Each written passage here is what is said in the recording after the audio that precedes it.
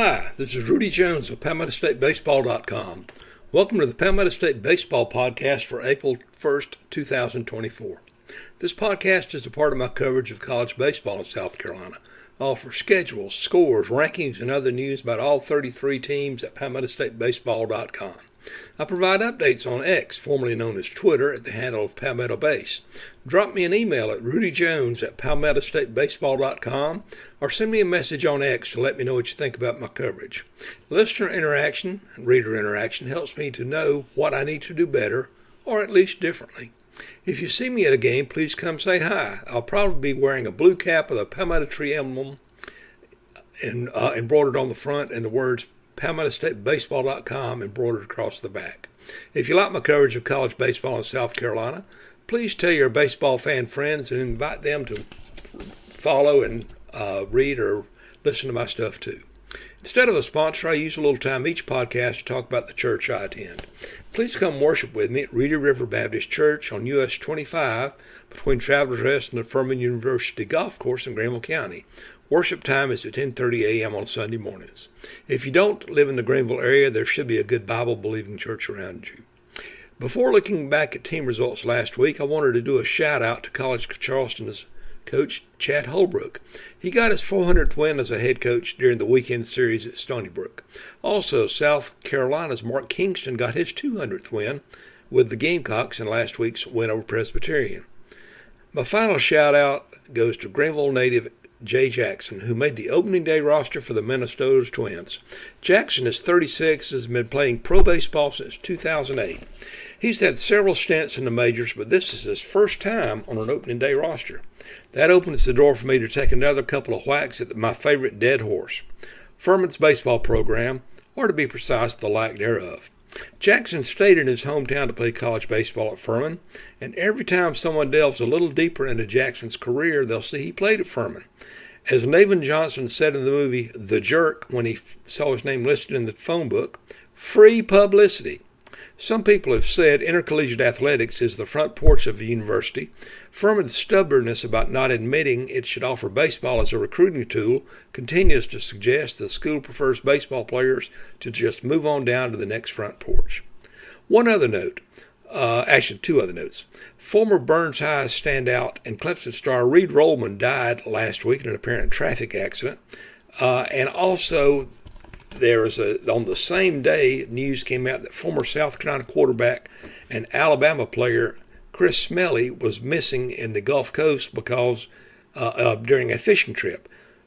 Thankfully, Smelly was found safe and made it back to shore. One thing I remember about Smelly is he played for Steve Spurrier at USC, then transferred back to Alabama his senior season and played baseball there.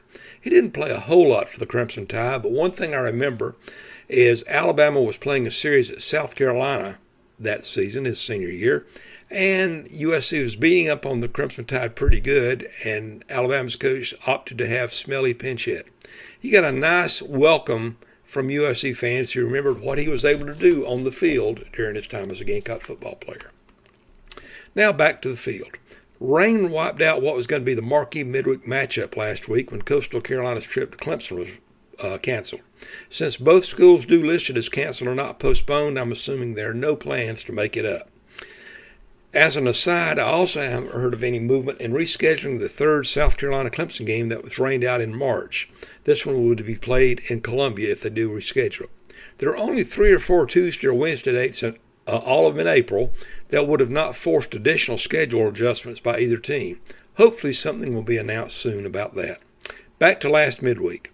South Carolina scored 7 runs in the first inning of his game against Presbyterian, but the Blue Hose didn't quit, working over the Gamecocks bullpen before losing 19-14. Also midweek, Winthrop hit 3 home runs to beat Wofford, and the Citadel got a shutout of nearby Charleston Southern. Now on to last weekend. Clemson lost the opener of its series at Miami on a walk-off 2-run homer in the bottom of the ninth, but bounced back to take the final 2 games. It was Clemson's 10th straight ACC series win and 14th consecutive weekend series win going back to 2023. Even more impressive, it snapped the Hurricanes' streak of 15 consecutive ACC home series wins. As they say in Coral Gables, Sintot. If Clemson can continue to win ACC series while waiting on ace Tristan Smith to come back from ankle issues, it's going to be a very, very good season for the Tigers.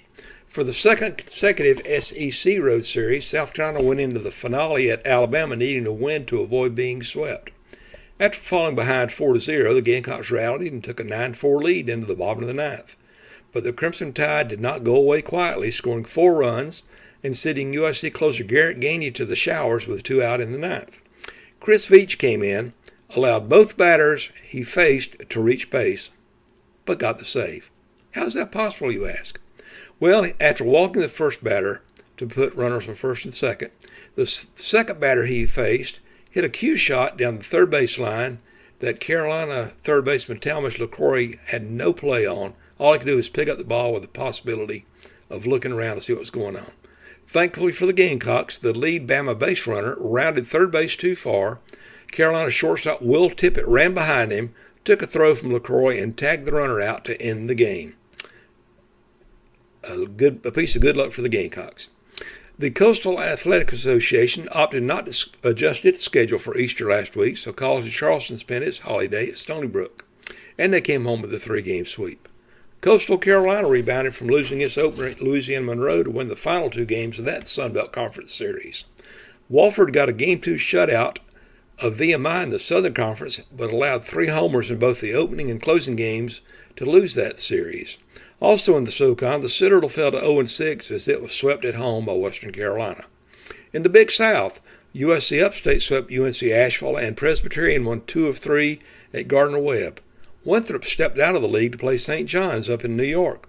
The Eagles didn't score until the 7th inning of Game 2, and by that time they were down that game 18-0. In Game 3, Winthrop built a 6-1 lead, but the Red Storm came back and tied the game after 7 innings, and it was declared a tie because they needed to end the game so Winthrop could meet its travel plans. The Eagles' Riley Hugh, I believe it is Hugh, not Huge, based on the radio guy, struck out 10 in 4 1/3 innings. He has 81 strikeouts, one behind NCAA Division I leader Chase Burns of Wake Forest. Hugh is also pitched about maybe 1 or 2 innings fewer than Burns. Charleston Southern also played out of conference, losing all 3 games at Creighton. The best matchup in Division II last week involving state teams was the Conference Carolina Series between number 9 Young Harris and number 3 North Greenville at Tigerville. The Crusaders rallied from 4 runs down to win the game late on Friday in the series opener. Then they took both games of the doubleheader on Saturday to complete a series sweep. Erskine entered the weekend on a 6-game winning streak but got pounded 3 times by UNC Pembroke. USC Beaufort snapped a long losing streak by rallying to win the middle game of its series with Lander in 11 innings, 13-12, after Lander had given up, I think it's about a 4-run lead. In the nightcap of that doubleheader, the Bearcats' Anson Merrick pitched a no-hitter, 7-inning no-hitter. It was a great game for him. Newberry got it back above 400. Not a good week reading for me. Newberry got back above 500 for the first time in about a month as it won 2 of 3 at Mars Hill. Coker took 2 of 3 at Limestone, and Anderson took 2 of 3 at Bluefield State in an out-of-conference game. Francis Marion's struggles continued as their losing streak reached 11 with a sweep by Emmanuel. Claflin's losing streak hit 29 games as it was swept by Flagler.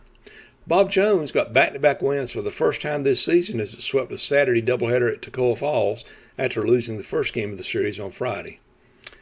Spartanburg Methodist handed National NJCAA number 1 Gaston College its first Region 10 loss in the series opener, but the Rhinos stormed back and won the final 3 games over the Pioneers.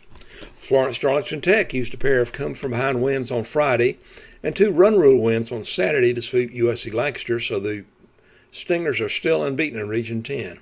FD Tech has also won 20 straight games. USC Union won 6 games last week with the final 4 region wins, extending USC Salcahatchee's losing streak to 26. Before announcing my weekly awards, let's check out where state teams are in their respective standings. Clemson is 7-2 in the ACC and 24-3 overall. The Tigers have a half-game lead over NC State in the Atlantic Division. Speaking of the ACC, remember when Wake Forest was the consensus number 1 team in the country? The Demon Deacons gave up 14 home runs in losing all 3 games of a home series with North Carolina over the weekend. South Carolina is 5-4 in the SEC and 21-7 overall. The Gamecocks are tied for 4th in the SEC East with Tennessee. They're a game behind Florida and Vanderbilt and 3 behind surprising East Division leader Kentucky, who is at 8-1.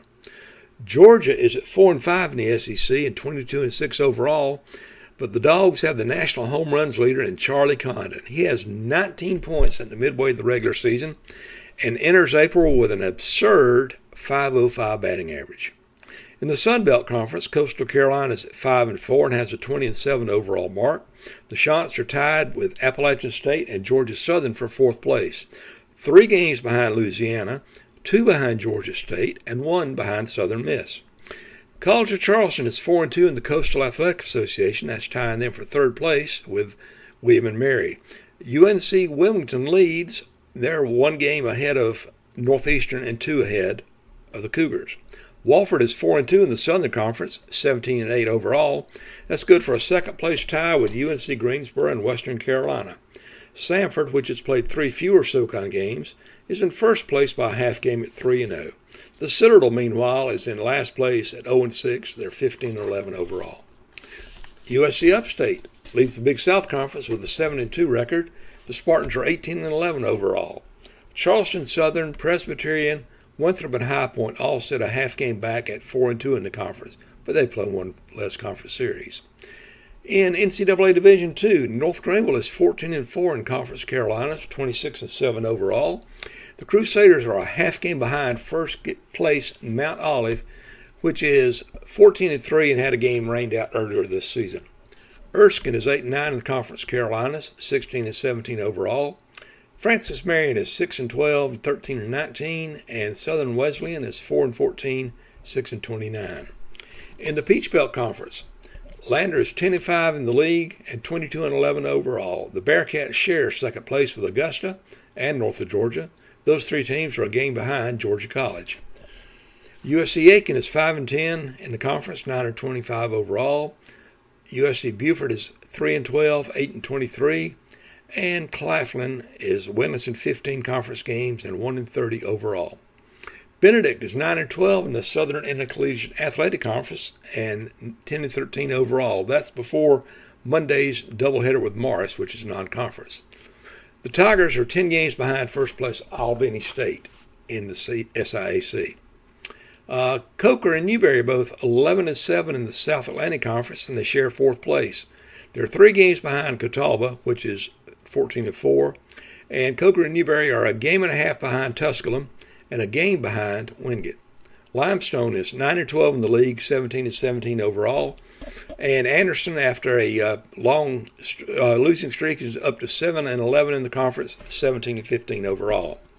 Among NAIA schools, Morris is 1-1 in the Continental Athletic Conference and 11-24 overall going into Monday's games.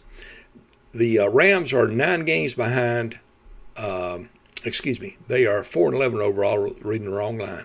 Voorhees, also in the Continental Athletic Conference, is 2-4, 9-19. The Continental Athletic Conference is kind of a loose association of independent schools where they can actually have a conference tournament. Moving over to the Appalachian Athletic Conference, Columbia International is 6-12 in the conference and 11-24 overall. The Rams are 9 games behind 1st place Reinhardt. Moving to the junior college ranks, in NJCAA Region 10, Gaston College is 15-1 in the region, 38-3 overall. They had a 26-game winning streak snapped in the series opener against Spartanburg Methodist. 2nd place is Florence Darlington Tech. They are 12-0 in the conference and 32-5 overall on a 20-game winning streak. Spartanburg Methodist is 3rd in the conference at 12-4, 29-9 overall, entering a non-conference single game against Limestone's JV team on Monday. USC Union is at 5-7 in the conference, 19-14 overall. USC Sumter is 3-9, 17-21. USC Lancaster is 1-11, 19-21. And USC Salkehatchie is 0-16, 2-37. I selected Florence Darlington Tech as Palmetto State Baseball's Team of the Week for March 25th through 31st. They remained unbeaten in Region 10, as I mentioned earlier, and they're on that 20-game winning streak. Clemson, South Carolina, and Coastal remain the top three among my NCAA Division I teams in the state, but I did slip College of Charleston back to fourth ahead of Wofford with USC Upstate close. North Greenville, Lander, and Coker remain atop my NCAA Division II rankings, but Newberry is creeping up. In my rankings for NAIA and National Christian College Athletic Association schools, Morris and Voorhees remain 1-2. Among junior colleges, FD Tech, Spartanburg Methodist, and USC Lancaster are my top three schools. Looking nationally, Clemson is ranked number 2 behind Arkansas in all 5 major NCAA Division rankings. South Carolina's highest ranking is number 15 by Baseball America, and Coastal Carolina's high water mark is number 20 by D1 Baseball. The Gamecocks are 22nd in the D1 Baseball rankings, and I use the D1 Baseball rankings when I refer to teams. So, on to this week's action. There are some nice in-state matchups on Tuesday. Among the Division I schools, USC Upstate and Clemson meet at Fluor Field in Greenville. Winthrop is at the Citadel, and Wofford is at Charleston Southern. College of Charleston meets Georgia Southern for the third consecutive Tuesday. This time it's at Patriots Point. Presbyterian travels to play Georgia Tech in Atlanta. Also on Tuesday, North Greenville is at Newberry. Erskine plays host to Lander. Voorhees is at Columbia International. And Claflin is at Francis Marion in a meeting of teams desperate for some positive results. Coker has an out-of-state challenge at UNC Pembroke. And Limestone gets a home test from Belmont Abbey. Bob Jones plays his first home games in a while, meeting Truett McConnell at Conisty Park in Greenville. USC Union risks its 6-game winning streak at Tennessee Junior College power Walters State. On Wednesday, South Carolina plays host to Georgia Southern, and Wofford is at Elon. Florence-Darlington Tech was to play Caldwell Tech at Lexington County Stadium on Wednesday. Now that game is going to be played at Thursday at Daly Field in Florence. On to next weekend. Clemson is on the road for a second straight ACC weekend facing Notre Dame. South Carolina is at home against unanimous national number 3 Texas A&M in the Southeastern Conference, while Coastal Carolina entertains Old Dominion in the Sun Belt. Excuse me. College of Charleston is at Coastal Athletic Association leader UNCW, while SoCon leader Samford is at the Citadel. Also in the Southern Conference, Wofford is at home against UNC Greensboro. USC Upstate is at Winthrop in the Big South, with the Saturday night game set for national TV on ESPNU. Presbyterian is at home against Radford, while Charleston Southern is at Longwood.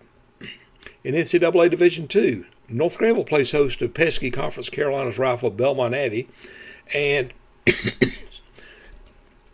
Newberry tries to continue its recent surge with the South Atlantic Conference home series against Lenore-Ryan in the baseball version of the Bishop's Trophy rivalry.